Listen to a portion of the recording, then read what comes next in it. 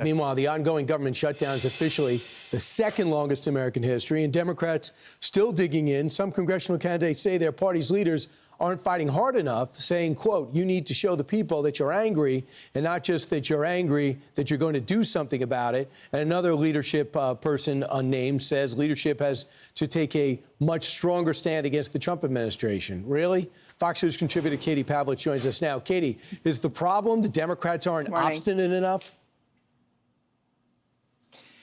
Look, Brian, Democrats have voted more than a dozen times to keep the government shut down. When you have senators like John Fetterman, who is a Democrat from Pennsylvania, saying that Republicans should blow through the filibuster in order to reopen the government, you know that the Democrats are no longer moderate.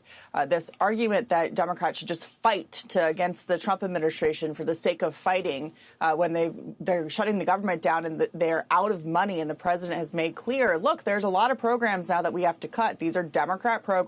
Democrats typically like bigger government. They claim that they're for federal workers, and yet they're willing to destroy all of that for the sake of going after a president who just won re-election, who just passed the big, beautiful bill over the summer to take away a lot of what the Democrats are now demanding be put back into this clean CR bill. And so Republicans are winning the argument here. They have voted time and time again to reopen the government. There are only 5 Democrats in the Senate who are needed to open the government and to restore these programs. And yet Chuck Schumer, who is afraid of a challenge from his left, Alexandria Ocasio-Cortez in particular, is willing to continue down this road of keeping the government closed, Democrat government programs getting defunded permanently for the sake of being able to say, not to the voters that they claim to represent, but to these, online influencer type leftist activists that they're doing something against Donald Trump.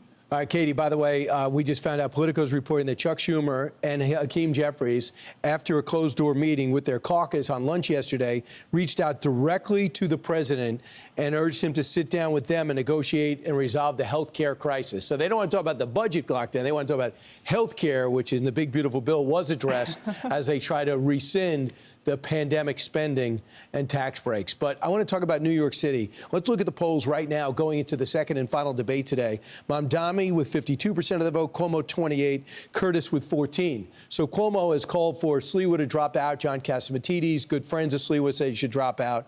And it looks like Cuomo's strategy is get the Republican voters. But right now he only has 34% of Republicans in New York City. Is there a strategy going forward to close the gap with Mamdani that you think is possible, solvable?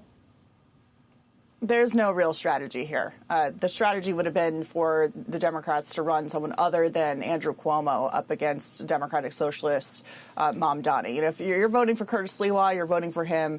You have an option right now to vote for Cuomo if you'd like to. If Sliwa were to drop out of the race, there's no guarantee that all of those votes go to Andrew Cuomo. This late in the game, if you're not voting for Cuomo or someone else, you've probably made up your mind. And there's another debate tonight, the final debate, and I would argue Mamdani won that first debate, is still talking about things that New Yorkers care the most about and doesn't have necessarily the baggage that Andrew Cuomo does as a longtime politician in New York as recently as 2020, where, of course, he sent a lot of nursing home patients to their death by sending them to back to nursing homes rather than the hospital during the COVID pandemic. People remember that.